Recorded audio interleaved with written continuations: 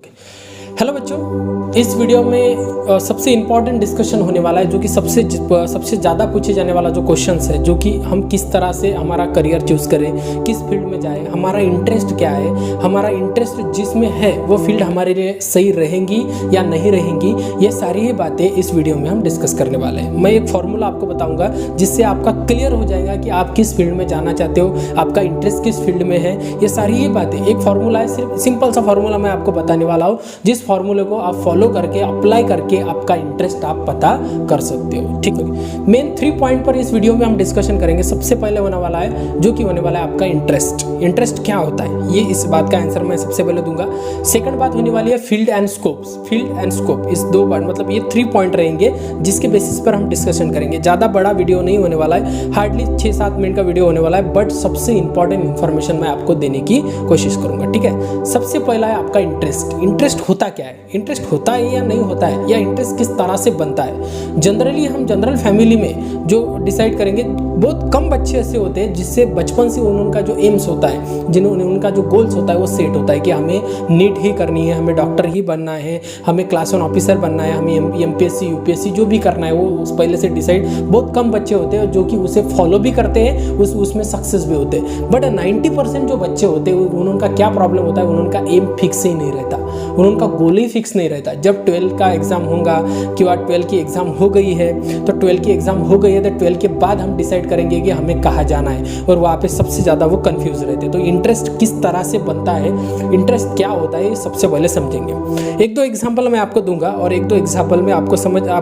समझ में आ जाएगा कि इंटरेस्ट होता क्या है। सबसे पहली बात कि हमारे जो फैमिलीज होती है, जनरल जो मिडिल क्लास वाले जो बच्चे होते हैं, मिडिल क्लास जो फैमिलीज होती है, उसमें क्या होता है कि फैमिली का कोई भी एक सदस्य बड़ा हो गया या बड़े नौकरी पे चला गया, कोई क्लास 1 बन गया, एमपीएससी यूपीएससी, कोई इंजीनियरिंग में अच्छा पैकेज लिया है, तो सारी जो फैमिलीज होती है उनके तरफ चले जाती है कि उसकी तरह आपको बनना है। जैसे कि उसको 15 लाख 20 लाख 25 लाख का पैकेज है तो उसकी तरह आपको बनना है। कोई एमपीएससी में क्लास 1 हो गया, क्लास 2 हो गया, उसकी तरह आपको बनना है। ये जो बात होती है, मतलब क्या है कि फैमिली का जो इन्वायरमेंट है वो आपको उस तरह से सोचने में मजबूर करता है कि उस तरह के आपको बनना है, मतलब आपका इंटरेस्ट उसकी तरफ झुका देते हैं। ठीक है, ये एक बात हो गई। सेकंड बात मैं आपको बता दूं जो कि सबसे इंपॉर्टेंट होने वाली है कि आप जब कोई भी सब्जेक्ट पढ़ते हो तो वो सब्जेक्ट आपको पसंद क्यों होता है, क्योंकि उस तरह के मतलब क्या है कि उस सब्जेक्ट में आपको अच्छे टीचर मिले हैं। कोई बच्चा मराठी में अच्छा हो सकता है क्योंकि उसमें मराठी के अच्छे टीचर मिले हो। अनदर हो सकता है कोई साइंस में कोई फिजिक्स में अच्छा हो सकता है, कोई बायो में अच्छा हो सकता है, या अनदर कोई केमिस्ट्री में अच्छा हो सकता है, कोई बच्चा मैथ में अच्छा हो सकता है। इसका सबसे इंपॉर्टेंट जो रोल्स होता है वो रोल्स टीचर प्ले करते हैं। मतलब आपका जो टीचर है जो इंटरेस्ट से पढ़ाते हैं, कोई मैथमेटिक्स अच्छा इंटरेस्ट से पढ़ा रहा है तो वो सारे ही बच्चे जो मतलब मैक्सिमम जो बच्चे होते हैं, मैक्सिमम बच्चे को मैथमेटिक्स अच्छा लगने लगता है। ठीक है, मतलब क्या है उसमें उसका इंटरेस्ट पैदा होता है। कोई बायो अच्छा पढ़ाता है तो बायो में इंटरेस्ट पैदा हो जाता है। तो ये जो इंटरेस्ट है, इंटरेस्ट बनाते हैं लोग। आसपास का जो आपका इन्वायरमेंट है, ये इन्वायरमेंट आपका इंटरेस्ट बनाते हैं। ठीक है, तो ये हो गई इंटरेस्ट की बात। सेकंड बात हम डिस्कशन करने वाले जो कि होता है अपना स्कोप तो सारे फील्ड में होता है। ये बात आपको ध्यान में रखना चाहिए कि स्कोप, बच्चे पूछते हैं कि किस फील्ड में ज़्यादा स्कोप है, इस फील्ड में ज़्यादा स्कोप है क्या, इस फील्ड में ज़्यादा स्कोप है क्या। ये बात गलत है। एक बात ध्यान में रखिए कि आप जिससे मिले हो, पहले मैं उदाहरण से आपको समझाऊंगा। जैसे कि आप बीए हो या बीई हो या अनदर कोई भी बीएससी कोर्सेस हो, मतलब इंजीनियरिंग में जाओ या अनदर कोई भी फील्ड में जाओ, बैचलर ऑफ आर्ट में जाओ या अनदर कोई भी बीएससी कोर्सेस में जाओ,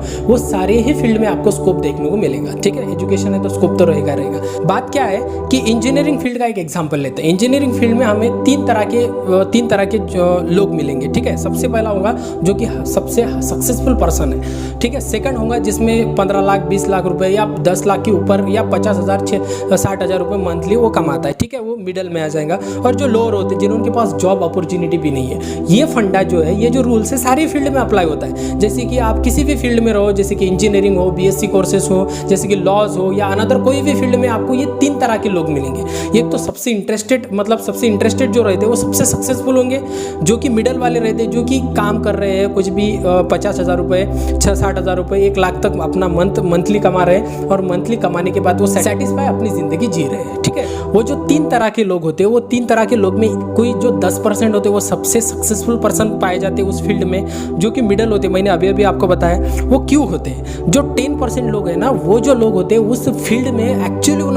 ज़्यादा इंटरेस्ट होता है। जब काम करने के लिए सबसे ज़्यादा मज़ा आने लगे, जो काम आप कर रहे हो उसमें आपको मज़ा आता है, तो अभी सी बात है कि वो आप उस 10% में गिने जाओगे जो कि सबसे सक्सेसफुल पर्सन होते हैं। ठीक है, जो बीच वाले होते हैं वो बीच वाले का तो एक ही फंडा होता है, जो कि रिस्पॉन्सिबिलिटी, जो रिस्पॉन्सिबिलिटी वर्ड होता है, उस रिस्पॉन्सिबिलिटी वर्ड का जो भार होता है, जैसे कि बच्चों की रिस्पॉन्सिबिलिटी है, फैमिली की रिस्पॉन्सिबिलिटी है, या अनदर कह सकते हो कि अनदर बहुत सारे रिस्पॉन्सिबिलिटी होती है, उसके वजह से हमें वो जॉब करना पड़ता है। वही जॉब करो जाओ दिन भर, मतलब क्या है कि आप जा रहे हो जॉब कर रहे हो, कोई भी काम करना है 8 घंटा काम करना, नहीं 9 घंटा काम कर रहा है। एक बात समझ लीजिए बच्चों कि आपके जीवन में का बड़ा हिस्सा आप उस जॉब को देने वाले हो। उस जॉब में 7-8 घंटे 9 घंटे कोई 10 घंटे भी आपको काम करना पड़ेगा। और सोच के देखिए, जिस काम को करने के लिए आपको मज़ा ही नहीं आता है, उस काम के लिए दिन के 10 घंटे आपको देने पड़ेंगे। तो अभी टाइम है, तो अच्छे से सोच लीजिए। मैं आपको जो फॉर्मूला बताने वाला हूँ वो फॉर्मूले को फॉलो कीजिए, अप्लाई कीजिए, और अप्लाई करने के बाद आप डिसाइड कर सकते हो। ठीक है, तो ये जो फील्ड होती है,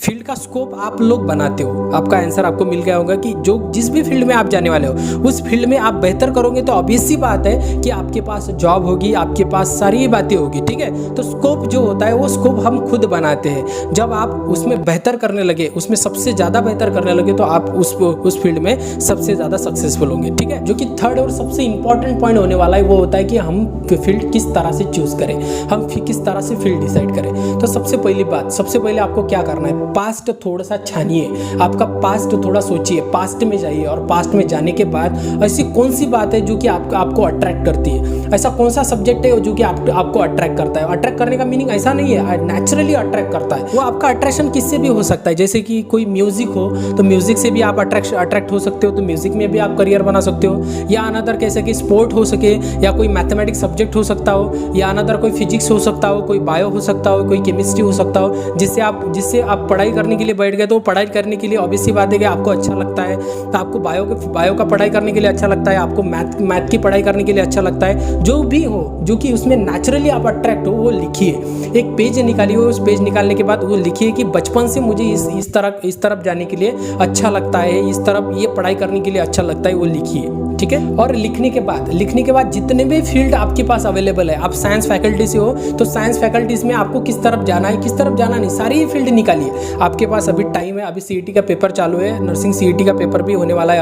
अभी भी आपका रिजल्ट भी अनाउंस हुआ है, रिजल्ट भी लग चुका है, तो आपके पास टाइम तो है। ये बात तो आपको सोचनी पड़ेगी, और इस बात के लिए टाइम निकालना तो पड़ेगा ही पड़ेगा। सारे फील्ड निकालिए, और सारे फील्ड निकालने के बाद उसमें सब्जेक्ट, उसके अंदर के सब्जेक्ट भी निकालिए। जैसे कि इंजीनियरिंग की बात करें, इंजीनियरिंग में क्या पढ़ाया जाता है, इंजीनियरिंग का एग्जाम्पल मैंने पहले दिया। एक बीएससी कोर्सेज का ले लेते हैं, एक बीएससी कोर्सेज जैसे कि एग्रीकल्चर एक बीएससी कोर्स है, बीएससी एग्रीकल्चर से ऑनर्स ऑफ बीएससी एग्रीकल्चर है। बीएससी एग्रीकल्चर में आपको पैथोलॉजी पढ़ना है, जैसे कि डिसीज मैनेजमेंट पढ़ना है, अनदर एग्रोनॉमी पढ़ना है, एंटामोलॉजी स्टडी ऑफ इंसेक्ट पढ़ना है, जिसे हम एंटामोलॉजी कहते हैं। मतलब इस इंसेक्ट को पढ़ने के लिए, डिसीज मैनेजमेंट पढ़ने के लिए, एग्रोनॉमी को पढ़ने के लिए सही में आपको इंटरेस्ट है या नहीं। जब उस सब्जेक्ट को पढ़ने के लिए इंटरेस्ट है, थोड़ा सा भी इंटरेस्ट है, तो वो फील्ड में आप जाइए। आपको इंजीनियरिंग अच्छा लगता है, आपको नर्सिंग अच्छा लगता है, आपके बीएससी कोर्सेज अच्छे लगते हैं, आपको एग्रीकल्चर अच्छा लगता है, जो भी फील्ड आप एग्जाम्पल से, मैं सिर्फ एग्जाम्पल ले रहा हूँ, तो जो भी आपको अच्छा लगता है उस फील्ड के सब्जेक्ट निकालिए, और सब्जेक्ट को पढ़कर देखिए। थोड़ा सा पढ़ना है, मतलब पूरा सा पढ़ना नहीं, सिर्फ देखिए कि एंटामोलॉजी किसका स्टडी करता है, तो इंसेक्ट का स्टडी करता है। अनदर हम देखेंगे कि इंजीनियरिंग में कोई ब्रांच में सब्जेक्ट है, वो सब्जेक्ट किस बात का,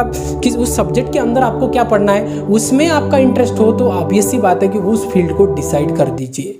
ठीक है, वो जो फील्ड है वो फील्ड को क्या कीजिए, सिलेक्ट कर दीजिए। ये एकदम सही फॉर्मूला होने वाला है। ठीक है, बात क्लियर है यहाँ तक बात। तो इस तरह से आप क्या कर सकते हो, आप सही फील्ड में जा सकते हो। ये सारी बातें एनालिसिस कीजिए, मैंने जो फॉर्मूला बताया वो फॉर्मूला अप्लाई कीजिए, सारे फील्ड निकालिए, आपका आंसर आपको मिल जाएगा। बात क्लियर है। कोई भी आपको डाउट्स हो तो आप कमेंट सेक्शन में लिख सकते हो, कोई सजेशन हो तभी भी आप कमेंट सेक्शन में दे सकते हो। आपको मेरा वीडियो थोड़ा सा भी अच्छा लगा तो जरूर से चैनल को सब्सक्राइब कीजिए, और जो आपके रिलेटिव्स है या अनदर कोई भी उनको जरूर से शेयर कर दीजिए। ठीक है।